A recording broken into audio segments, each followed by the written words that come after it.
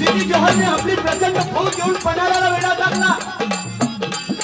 40,000चं सैन्य, गडावरती असणारा 600 मावळा, सिद्धी जोहर आणि फजल खान प्रचंड फौज घेऊन पन्हाळ्याला वेढा टाकला।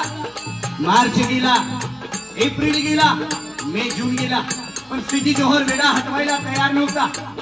राजे विचार करतात, पावसाळ्याचे दिवस समोर दिसायला लागले होते, धान्याचे कोठारे भुईला टेकायला आले होते, समोर असणारा 40,000चं सैन्य आणि गडावरती असणारा फक्त 600 मावळा।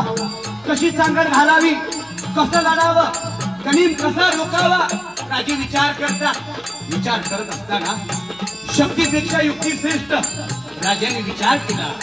आपल्यासारखा दिसणारा, आपल्यासारखा चालणारा, आपल्यासारखा बोलणारा शिवा काशी, राजाने शिवाला बोलावून घेतलं। शिवाला विचारलं, शिवा आमचं रूप घेऊन तू त्या सिद्धीला भेटायला जाशील?